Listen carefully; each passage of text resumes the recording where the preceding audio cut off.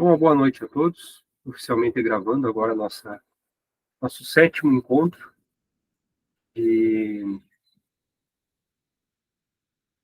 Valuation, o caminho do holder.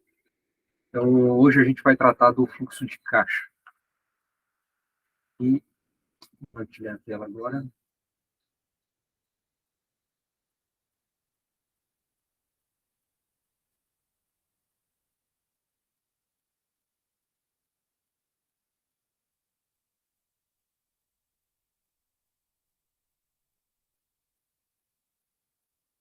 Bom, vamos lá.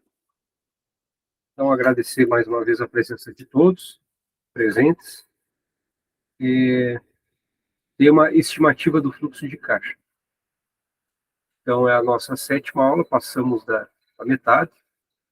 Nós vamos até 12 encontros, contando com a apresentação. No final, né, aí cada um apresenta o valuation de uma empresa, que seria a avaliação final. Porque a nossa aula 7, e ela é uma síntese do capítulo 9 e 10 da Modar. Então, a estimativa do fluxo de caixa, aqui em inglês, a gente vai ver que ele é dividido em 3 formas possíveis. Tá? Agora, na versão em português, a gente pode mensurar o fluxo de caixa para a empresa, considerando todos os titulares de crédito da empresa, e aí isso vale para acionistas e credores de crédito, então, tal como instituições financeiras, bancos. E outra forma é analisar apenas investidores de capital, né, somente para acionistas. E isso é uma das situações que a gente enxerga no mercado, de muita gente fazendo uma análise sem considerar exatamente qual é o seu papel no mercado. Então, muitas vezes, tomando decisão com base em um fluxo de caixa que seria para um credor, quando ele está na posição de investidor. E vice-versa, às vezes a gente também enxerga isso, né? Tá? Principalmente boutiques. Já mercado, em grandes bancos, o pessoal já consegue identificar, né, isso de forma adequada. Tá? Bom, nessa forma de estudo ainda, o fluxo de caixa para investidor de capital, a gente vai ver que pode ser feito pelo lucro, a partir do lucro líquido, obtendo fluxo de caixa a partir do resultado econômico, ou considerando somente dividendos, né? Porque dividendo seria a parte que realmente representa um efluxo, ou um fluxo reverso de dinheiro para o investidor, que a gente está estudando. Né? Então, a única coisa que ele recebe, de fato, né, em um investimento é o dividendo. Então, é uma forma de eu mensurar a sua aplicação sobre a forma de dividendos. Tá? Mas a gente também pode mensurar sobre a forma de resultado, analisando não o quanto a empresa paga de fato, né, mas qual o potencial dela de gerar dividendos. E aí a gente trabalha com o resultado líquido. Nós vamos ver que tem diferença em relação à empresa, principalmente na sua composição. Ó. São somente 3 itens, e nós já temos 5 itens para fazer o cálculo. Começando pelo lado da empresa, a gente vai sempre partir pelo lucro operacional da empresa, considerando então a atividade e fim da empresa, que vai ser sempre o lucro após os juros e os impostos, que é chamado de LAGI. Então, a gente está aqui descontando a questão de benefício fiscal para chegar ao lucro operacional. O LAGI, no inglês, é conhecido como EBIT, o Earned Before Interest and Taxes. É o lucro antes dos juros e impostos. Não foi falado aqui em depreciação, né? Depreciation. Então, não é o EBITDA, é o EBIT. Tá? O lucro operacional, também para os gringos, é chamado de no NOPAD. Tá? Do NOPAD, a gente vai desconsiderar a despesa de capital, que para os gringos é chamado de CAPEX, e também a mudança no capital de giro, não monetário. Não monetário. Então, eu tenho que descontar o caixa da empresa para achar esse caixa giro de líquido. Então, descontando essas duas do meu NOPAD, e a gente vai ver que depois que o ideal, em vez de NOPAD, é usar o NOPLAD, a gente chega ao fluxo de caixa da empresa, analisando o negócio, independentemente de que lado você está. Se o negócio em si da empresa ele é rentável. Tá? Agora, do lado do investidor, a gente já está analisando se é bom investir sobre a ótica da azienda, né? Em contabilidade a gente estuda a azienda, sobre a ótica da azienda do investidor, e não da azienda da empresa. Então, são entes com patrimônio distintos. Então, sobre a ótica do investidor, eu pensando na minha riqueza como investidor e não no negócio em si, o melhor fluxo de caixa é o fluxo de caixa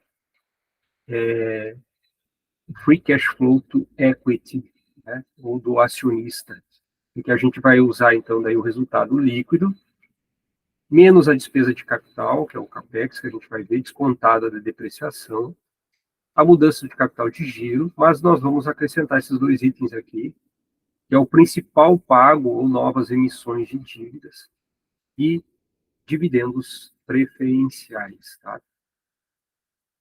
Bom, então, essa aqui é uma visão geral dos três principais fluxos de caixa que a gente pode analisar, né, com relação à empresa. A gente vai ver que existem outros sobre a ótica daí do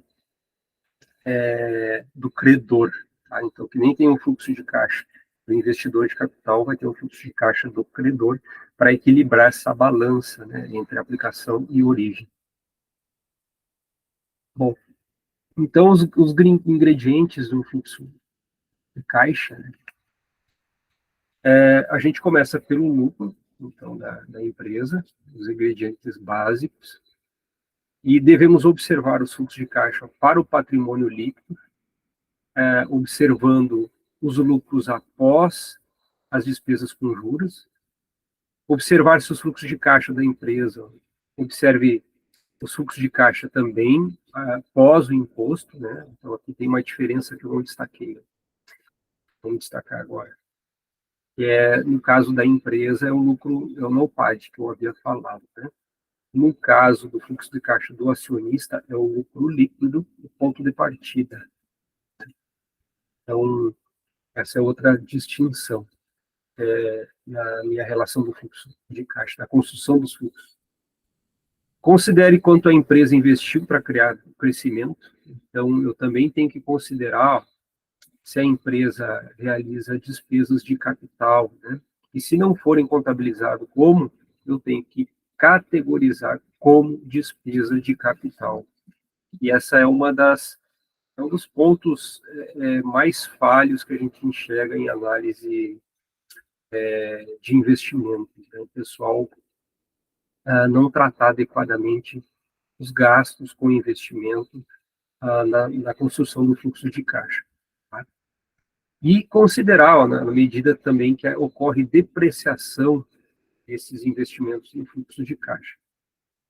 Também tem que considerar as crescentes necessidades de capital de giro no investimento.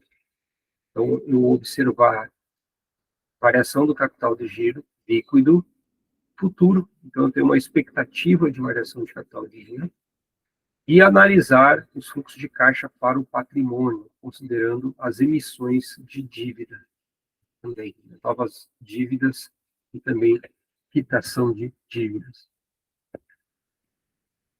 Dessa forma, então a gente pode passar para o primeiro passo, obtendo o lucro.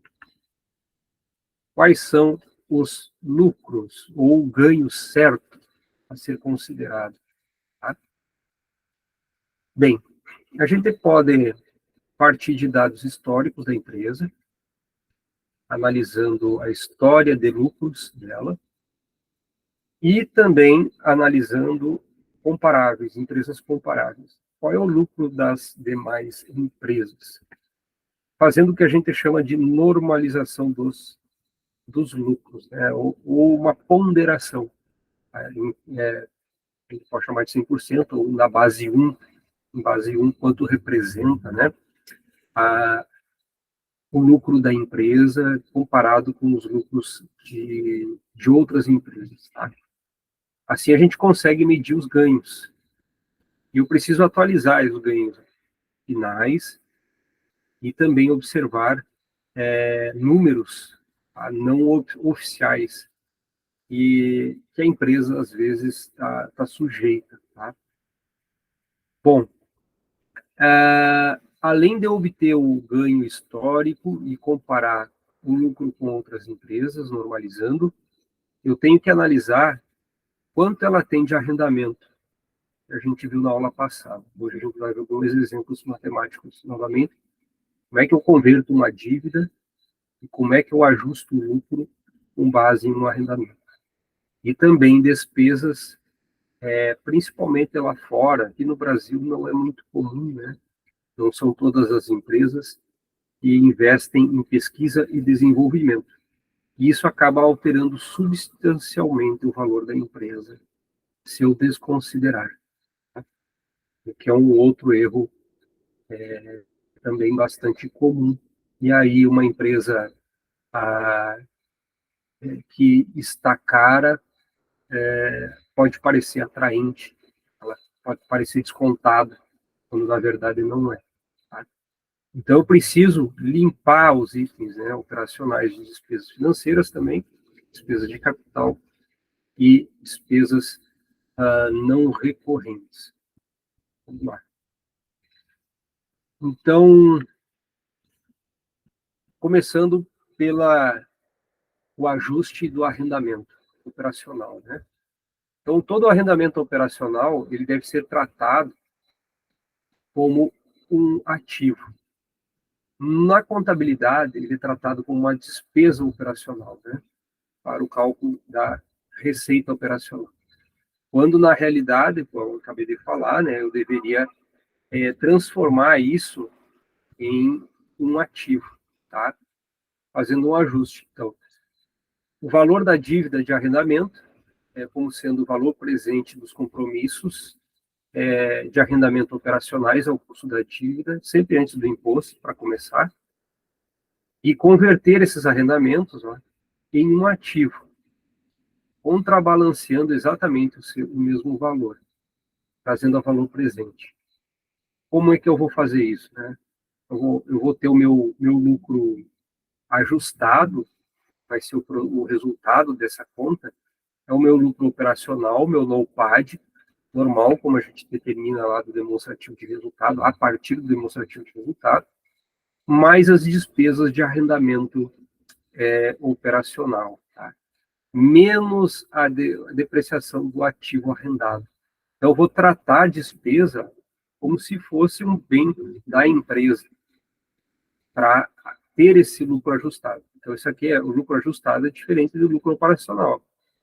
Isso muda substancialmente, dependendo da empresa, como eu mencionei na aula passada, bancos, em que praticamente 100% das agências são locadas em um ativo dos bancos. Né? E aí eu preciso, então, fazer esse tipo de ajuste. E também em lojas de varejo, é muito comum isso. Né? Eu posso fazer de forma aproximada esse lucro ajustado, pegando o lucro operacional vezes o custo antes dos impostos das dívidas, vezes, então, o valor presente do arrendamento operacional. Fazer uma aproximação. O ideal é fazer a forma anterior, a gente já vai ver alguns exemplos. Aqui, o exemplo da The Gap, é o exemplo do livro do Damodaran, analisando 2003, em que, para nós, não interessa o momento, né? A gente está aprendendo a técnica.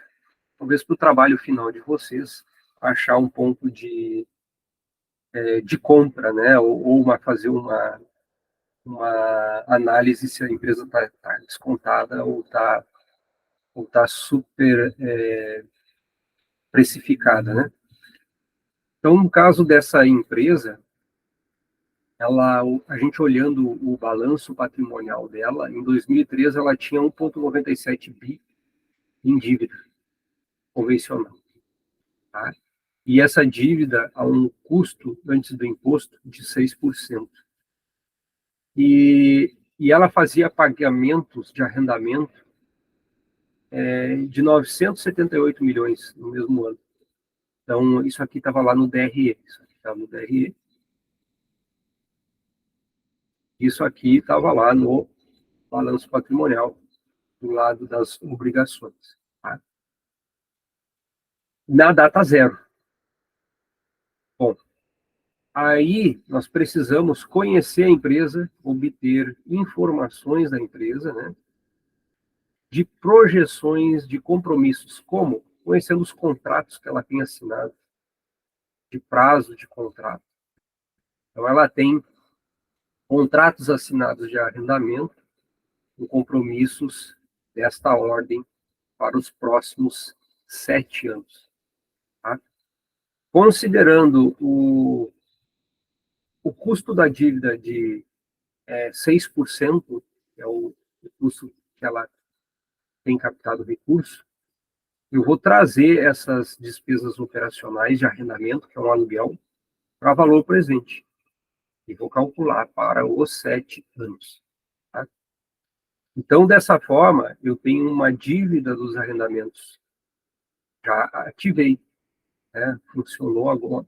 Transformei nela em um passivo.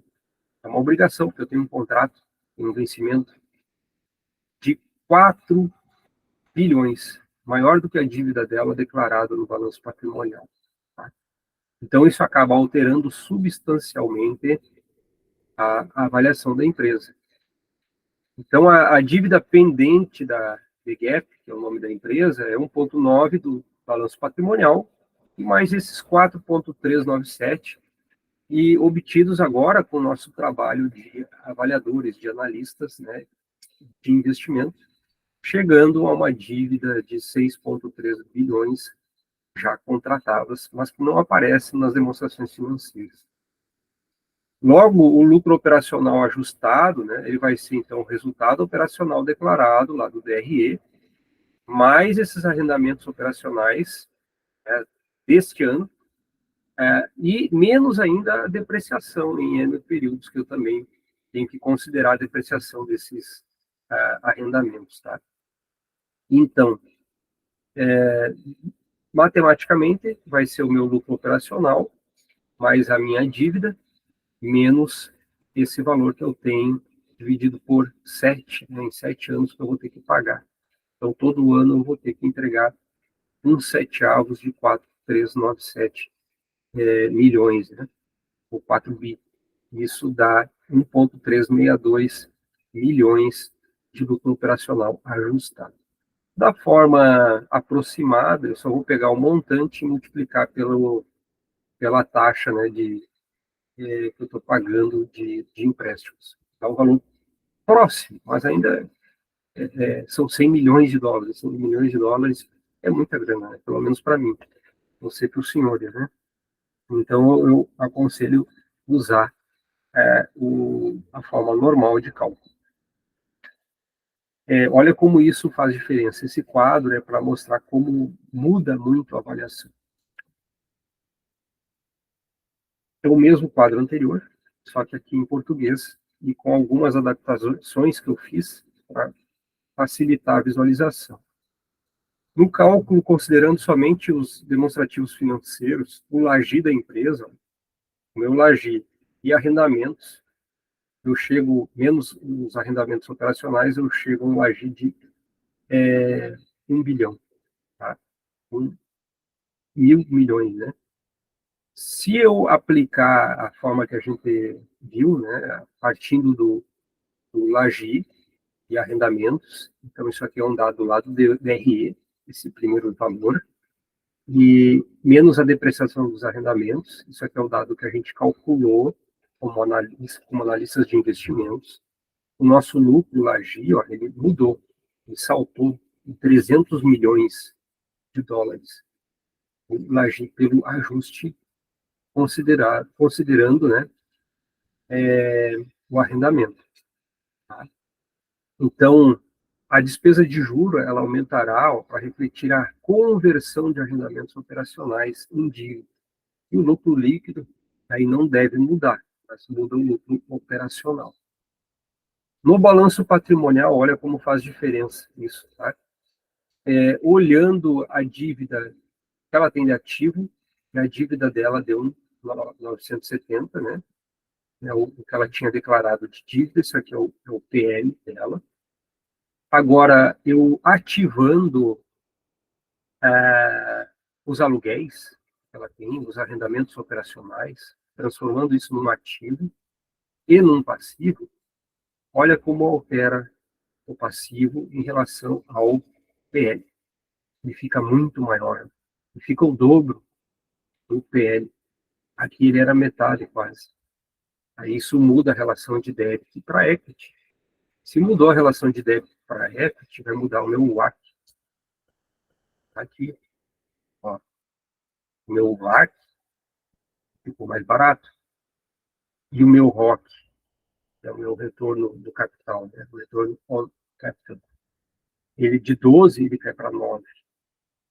Simplesmente porque alterou essas proporções. Isso faz muita diferença entre ganhar dinheiro e perder.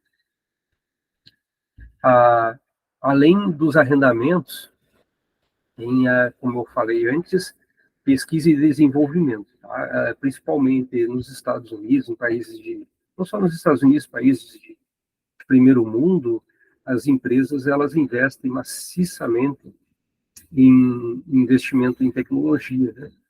Então, às vezes são valores grandes, tá? Que acabam também, da mesma forma que o arrendamento, alterando bastante a análise da empresa. Tá?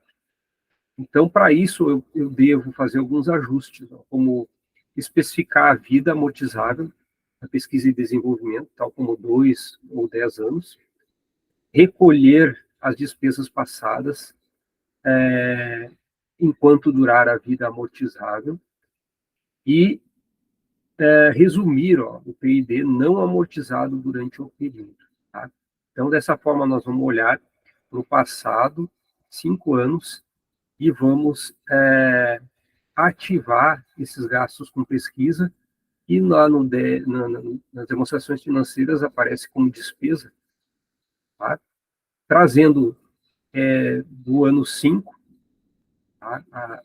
Um a um quinto, o primeiro ano de 5, o segundo ano de 5, todos eles, né, para o valor presente. Então, um exemplo aqui da SAP, talvez você já tenha ouvido falar, na SAP R3, né?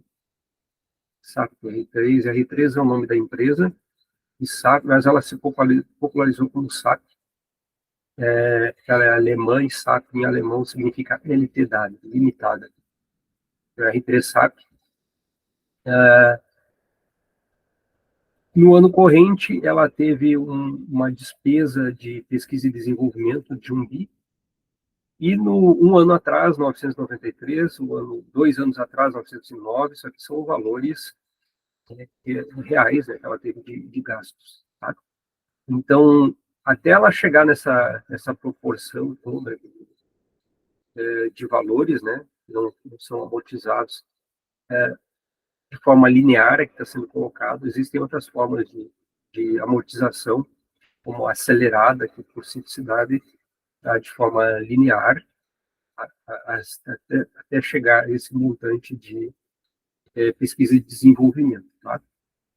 Então, eu vou olhar o que foi amortizado ano a ano, como sendo a diferença da pesquisa e o que ainda falta por amortizar, né? Então, eu tenho valor amortizado, isso aqui é um menos o outro, né?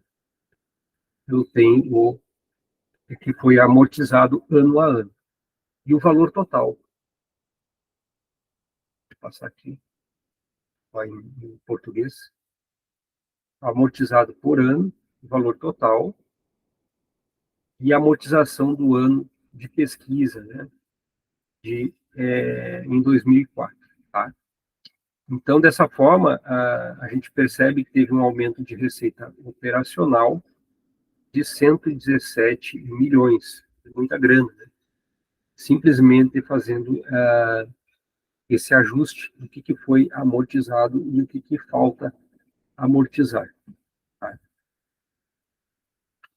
Então, o que acontece olhando o balanço patrimonial, se nós considerarmos essa ativação das despesas com pesquisa e desenvolvimento? O balanço patrimonial da SAP, tá, é de 3,7 milhões de euros. O lucro operacional dela, após imposto, 1,2 bilhões de euros. Nós fazendo o ajuste da amortização de P&D, aqueles 903 que a gente calculou, temos o Lagi, que gera um aumento de 117 milhões. Tá? Fazendo essa diferença, e ó, dá 2,142, que é o Lagi, menos o benefício fiscal, dá 1,359. Esse 1,359 menos 1,285, né? Nós vamos ver que dá uma diferença aqui de valores, né? No total dá 117 milhões. O benefício fiscal ignorado e o 117, né, vai dar essa diferença de 1,285 para 1,359. Como está aqui sendo mostrado. 117 milhões. 1,359, está aqui em cima, o valor disponível após os impostos, mais o benefício fiscal da dívida, 43, dá 1,402, descontando o 1, que era o original, tem uma diferença de 117 milhões de aumento no meu ativo. Bom, então, se eu for considerar o PID, é o meu total, 2.914, viu aqui, 2.914, estou passando para o ativo e no passivo, para manter a balança equilibrada. O meu ativo saltou de 3.768 para 6. Tá? As minhas despesas de capital vão ser o meu valor já declarado, de despesa de capital líquida, de 2, foi declarado só 2 de despesa de capital, lá no DRE. Mas quando, na verdade, teria que ser 117. Tá? Então, dessa forma, o meu fluxo de caixa, né, estou olhando aqui o fluxo de caixa, final, ele é igual, né? Mas altera a proporção de debt e equity, gerando um ROC, não de 29, mas de 17,57%. Tá? Então, ele acaba alterando em 12 pontos percentuais o ROC. Ou seja, a empresa, em vez de ter um alto retorno, quase 30%, né, mostrando-se muito atraente a partir só do balanço patrimonial, fazendo o ajuste, ele cai para 17. Opa, não é tão atraente assim, né? Quase metade do que era o valor sem o ajuste da despesa de capital. Então, isso é muito grande a diferença, né? Como eu cortar pela metade o valor de uma empresa, né? Ou de um negócio, considerando pesquisa e desenvolvimento. E assim tem várias, né? Uma Tesla, uma própria Apple, que foi colocado o exemplo da SAP, né? Que investem maciçamente, uma 3M, maciçamente em pesquisa e desenvolvimento. Tá? Então, resumindo, olha só as alterações. Essa aqui é a álgebra de cálculo, né? Então, o que está mudando em relação ao que a gente viu? Isso aqui eu mostrei lá na primeira lâmina. Aqui eu mostrei na primeira lâmina.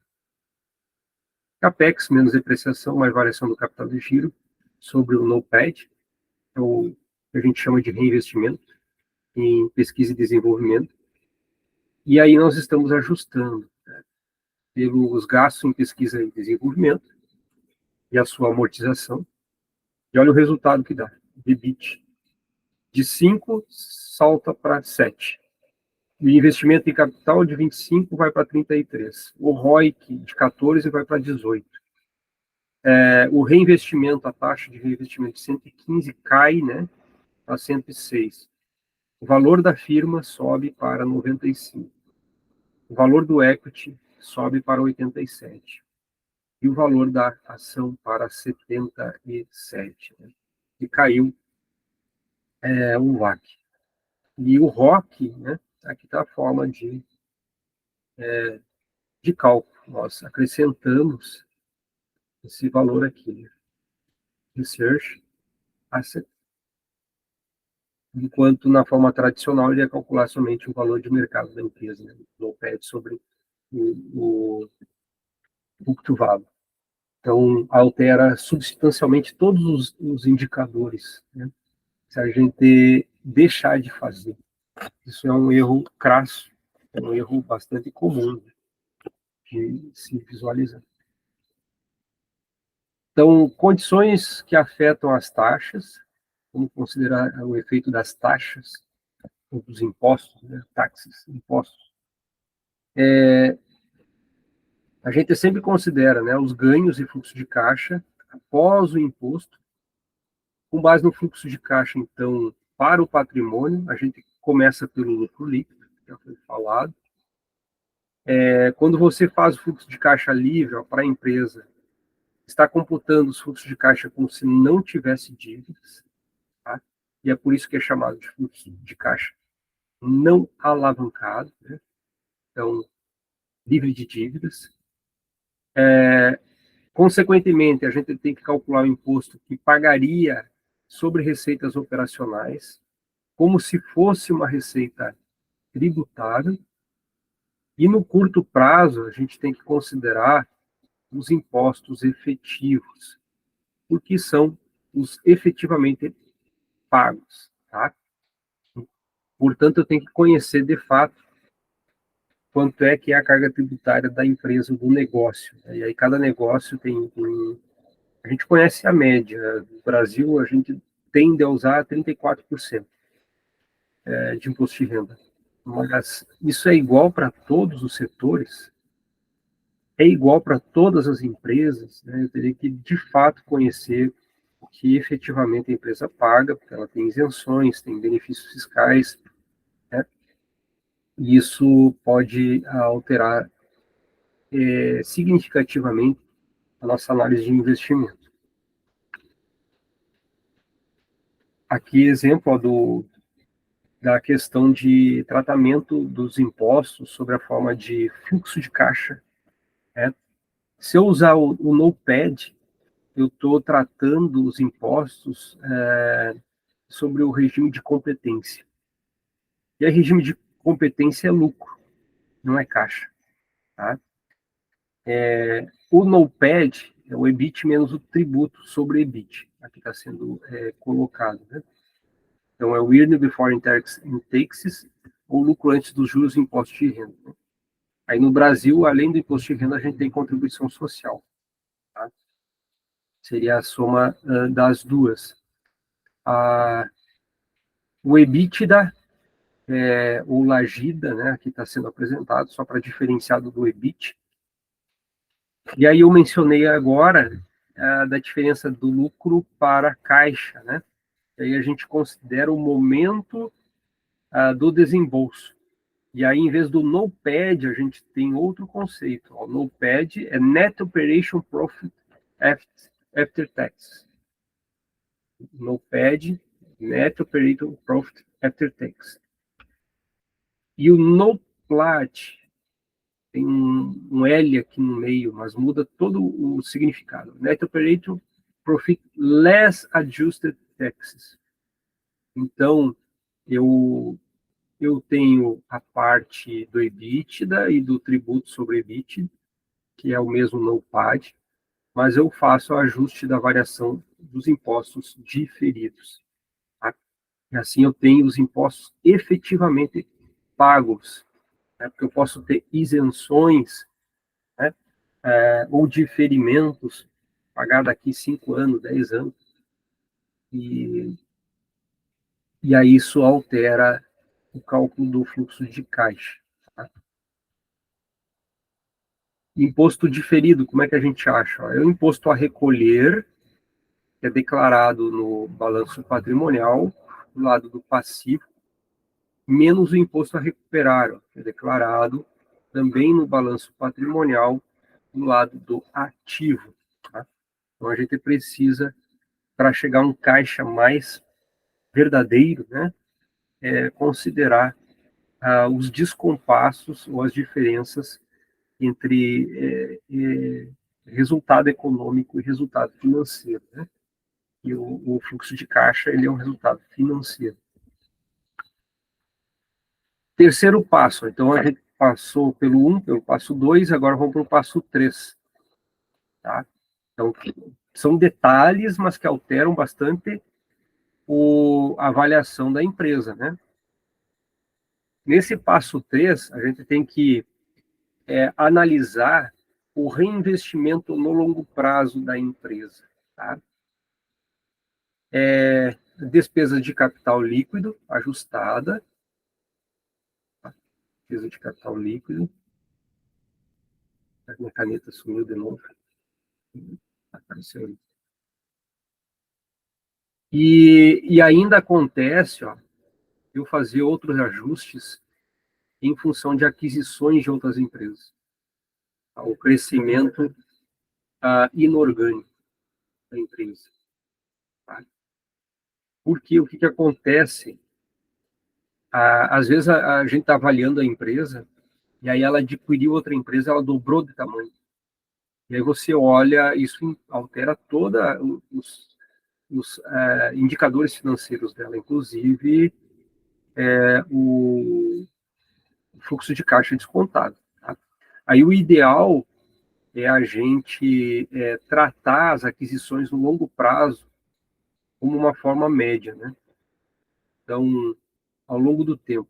As empresas elas não adquirem outra empresa todos os anos. Isso não acontece, às vezes é esporádico, uma vez a cada 10 anos, uma vez a cada 5 anos. Tem empresas que têm uma maior frequência. Né? E aí eu vou dividir isso, meio que normalizando essas aquisições de outras empresas, esses investimentos no longo prazo. Tá? E aí, o melhor lugar para encontrar aquisições, onde a gente encontra a informação, não vai ser no DRE, mas no demonstrativo do fluxo de caixa da empresa. Então, entrou outro demonstrativo além do DRE, do balanço patrimonial, né? Mais no demonstrativo de fluxo de caixa, para analisar o que está sendo categorizado como aquisições. Bom, o CAPEX, tá? Então, essas despesas de capital. Na literatura, que dos livros que eu indiquei para vocês, a gente vai encontrar diferentes equações. Eu fiz uma coletânea, coloquei todos aqui nessa lâmina, de 6 formas de cálculo do CAPEX. Tá, professor, mas daí tem diferença, então cada um vai dar um valor diferente? Não, todos têm que dar igual valor. Tá? Independentemente do caminho que eu for seguir, tem que dar o mesmo valor. Com exceção do número 1, das 6, que é uma aproximação. A própria literatura já destaca que é uma aproximação que nem a gente viu anteriormente ali para calcular as despesas, para ativar os arrendamentos de uma forma aproximada. Né? Essa primeira é uma forma grosseira de aproximação do CAPEX, mas as outras 5 aqui, ela tem que dar exatamente o mesmo valor. independentemente do caminho que eu seguir. Calculando o CAPEX a partir da variação do investimento bruto, a partir do investimento líquido, mais depreciação, mais amortização, calculando o CAPEX como sendo a razão da depreciação, menos imobilizado, menos vezes a taxa de depreciação, sobre a taxa média. Isso está lá no livro do Serra. E o Damodaran apresenta, além da aproximação, essas outras duas formas, que é o imobilizado líquido, vezes a variação da receita líquida, mais o imobilizado bruto, no período T-1, vezes a taxa de depreciação, sobre a margem, né, em relação à taxa média de depreciação. Ou calculando receita líquida sobre giro do ativo, menos imobilizado líquido, mais imobilizado bruto, vezes a taxa de depreciação, sobre a margem em relação à taxa média de depreciação. Bom, para mostrar como isso dá igual, eu montei um exemplo, tá? Um balanço patrimonial, aqui, com dados fictícios. Então, eu preciso ter dois períodos, T1, T-1T, tá? O capital, o caixa operacional, contas a receber.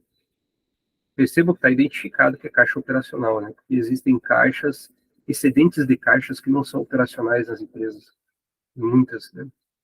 Tem os estoques, tem investimento bruto, então bem simplificado aqui, e o imobilizado líquido, tá? É a diferença do para o outro aqui, em relação à depreciação.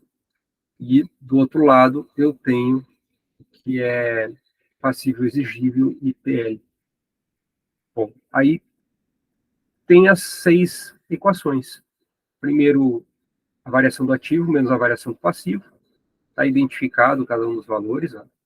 Então, deu um valor de 13,9. Aqui não foi colocada a moeda, mas podia ser bilhões. Né?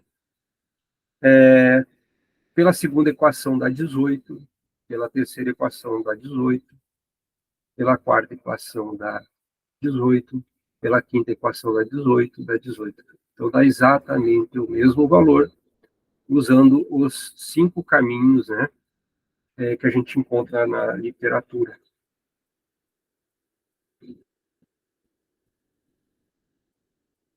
Pergunta comum, qual é que o senhor usa? Qual é o melhor? Depende dos dados que a gente tem, né? Essa é a resposta. Vai depender do balanço patrimonial, do que está acessível para nós de informação, porque tem balanço que informa só o imobilizado bruto, tem outros que informam só o imobilizado líquido, tá? Tem outros que já têm nos relatórios de investidores, ou dependendo do conhecimento da empresa que vocês têm, já tem ali a taxa de depreciação especificada. E então, são vários os caminhos que levam ao mesmo Senhor, né? Como aqui está sendo mostrado. Tá? Eu não vou me ater em cada cálculo, depois vocês podem conferir cada um deles, né? E aí vão identificar o que está em vermelho aqui, sai, está identificado do balanço patrimonial, de onde é que sai em vermelho. Tá? O que está em negrito está sendo identificado como aqui, ó, 399 em negrito, para chegar aos 18. O que tem de informação fora do balanço patrimonial é especificado, que a receita líquida, no período T, do T-1, é a única informação que vem de fora do balanço patrimonial, é a receita da empresa, se for usar o caminho 5 e o caminho 6. Tá? Mas vão chegar no mesmo resultado.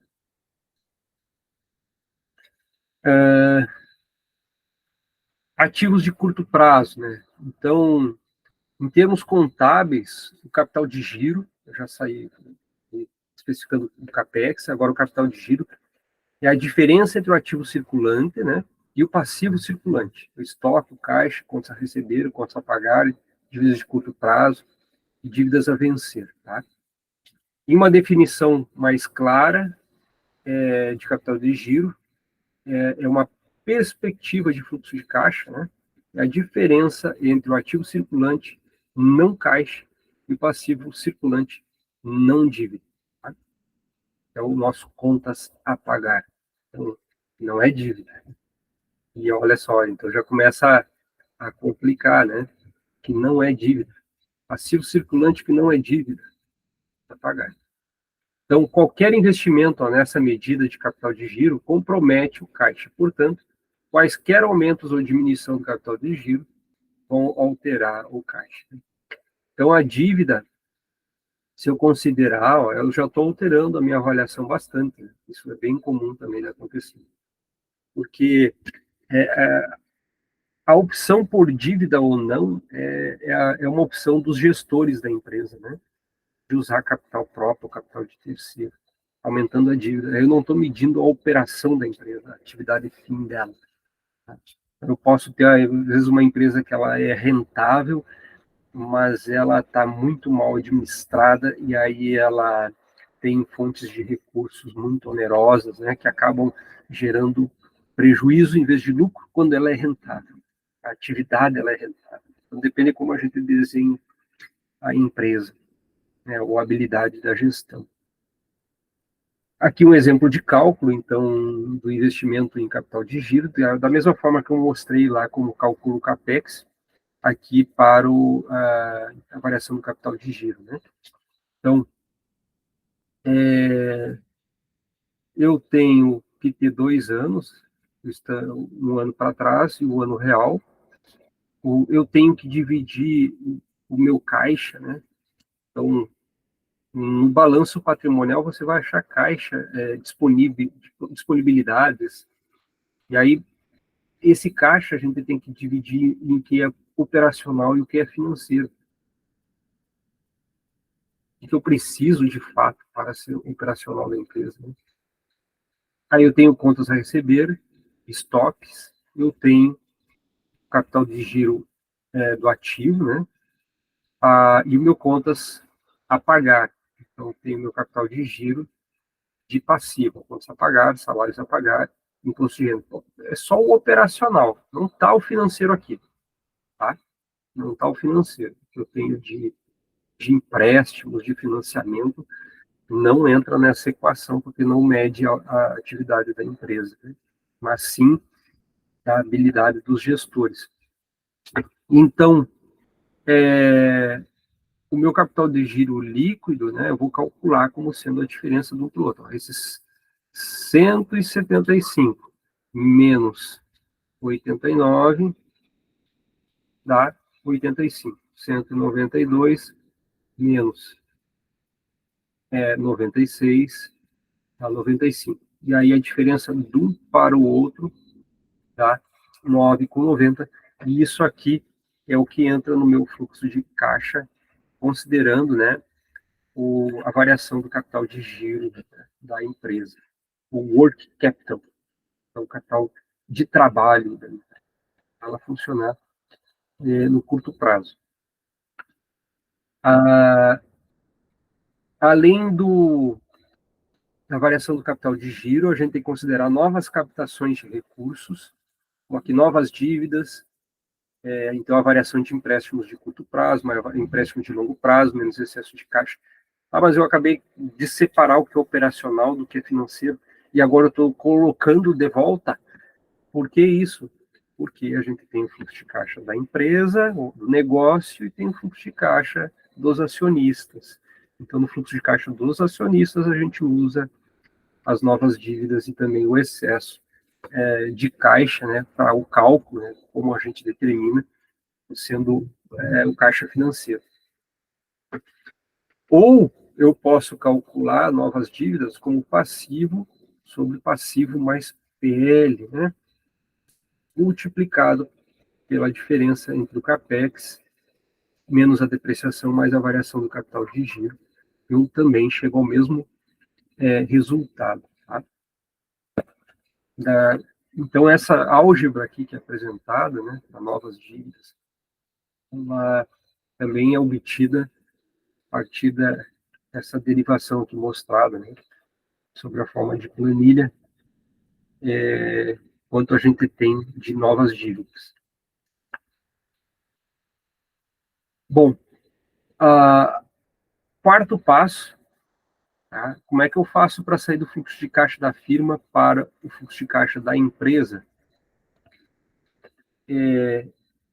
Então, no sentido mais estrito, ó, o único fluxo de caixa que o investidor receberá de um investimento de capital é o dividendo. Eu já mencionei antes. Tá? No entanto, os dividendos reais, ó, são definidos pela gestão da empresa. Eles podem pagar e não pagar. Tá? Como é o caso de empresas de alta tecnologia, uma Tesla, que pagam dividendos, só reinvestimento. Né? Então, os gerentes são conservadores e tentam suavizar os dividendos. Isso é uma ação bastante comum. Tanto a empresa tendo muito lucro ou prejuízo, e eles tentam homogeneizar o pagamento de dividendos. Tá? Também os gerentes, tem gerentes que gostam de reter o dinheiro para ter contingências futuras. E essa é a forma bastante comum, então, de análise a partir dos dividendos reais. Né? Ou eu analisar a partir de dividendos potenciais, a partir do lucro, resultado líquido, menos capex, menos variação do capital de giro, menos reembolso. E aí eu chego no free cash flow to equity. Algebricamente, né, o free cash flow to farm é o NOPAD. A gente já mostrou que o melhor que o NOPAD seria o low plat, menos o capex, mais depreciation, mais menos, né, a variação do capital de trabalho, tá? O capital de giro. Então, para mim chegar ao free cash flow to equity, eu tenho o free cash flow to farm, está em preto aqui, e aí eu acrescento que está em vermelho. Tá? Eu chego no valor do free cash flow to equity, a partir de um pelo outro. Como está sendo representado aqui embaixo. Então, em destaque, o ideal no plat. E para encerrar aqui, ó, a nossa aula, perceba que a balança está equilibrada. O free cash flow, né, ele é diferente do farm para o to equity. Tenho aqui dois pesos. Como aqui o meu peso é maior, né, que é maior, aqui eu tenho que ter dois pesos para equilibrar. Peso grande, e aqui eu tenho dois pesos. Que pesos são esses? Free cash flow to farm, do outro lado, o meu fluxo de caixa para os credores, né? Free cash flow to credit e o equity, to debit e to equity. Então, está equilibrado. E aí, como é que a gente calcula cada um deles, né? O que a gente viu, o resultado operacional, o imposto operacional, mais os impostos diferidos, para chegar ao NOPLAD, o ideal, a depreciação e amortização ajustada pelos arrendamentos, pelo os gastos com pesquisa e desenvolvimento, com as aquisições de novas empresas, né? Então, e mais o investimento, né? Chegar ao meu capex e o investimento em capital de giro. Eu chego ao fluxo de caixa da firma. Dos credores que a gente não chega a trabalhar nessa disciplina, né, mas está aqui sendo representado, seria os juros recebidos, mais amortizações recebidas, menos novas captações, é o meu fluxo de caixa, né, dos credores, free cash flow to debt. E dos acionistas, eu tenho aqui, então, o lucro líquido. Então, mudou, ao invés de sair do resultado operacional, eu estou saindo do lucro líquido. Então, é a última linha do DRE. Isso aqui não é a última linha, né? Mais a depreciação, menos o CAPEX, menos investimento de giro, e mais ou menos novas captações, eu chego ao Free Cash Flow to Equity. E assim, tem um exemplo aqui, o exemplo 1, mostrando tudo isso, né? Tem um DRE, aí como é que calcula o Free Cash Flow to Farm, o Free Cash Flow to Equity, tá? Então dá valores diferentes, o fluxo de caixa dos investidores, né? E aqui o fluxo de caixa dos acionistas. Bem diferente, um é negativo, o outro é positivo.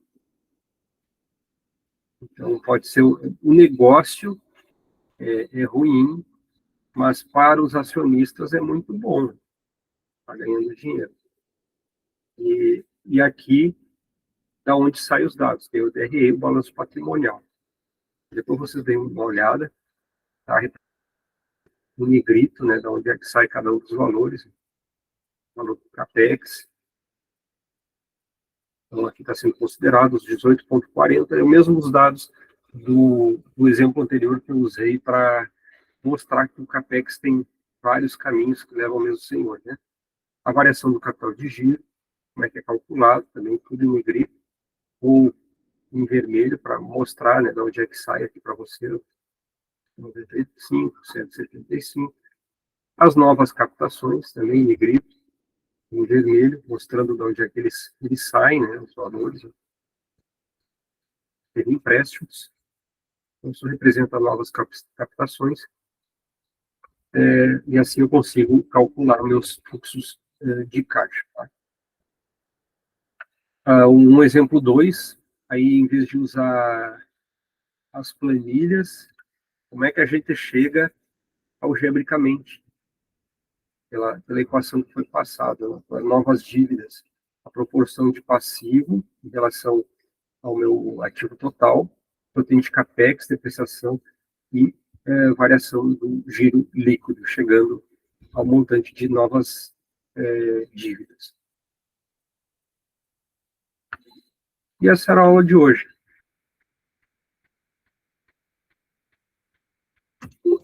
Valeu, legal, Alexandre, os exemplos ali. É bom que a gente consegue dar uma visualizada, digamos assim, né, no negócio. Verdade. É um pouco corrido, né? Mas eu digo em uma hora, e aí, mas está ali, está registrado, tá? Vocês podem replicar os cálculos para Sim, entender. sim. Perguntas, dúvidas?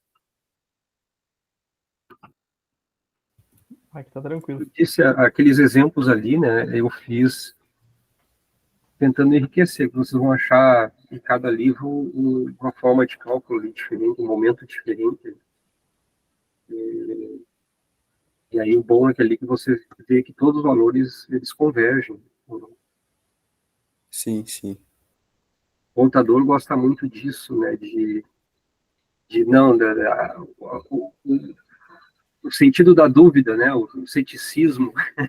Isso aí é a mesa, tem que chegar no mesmo lugar de várias formas. E dá certo mesmo.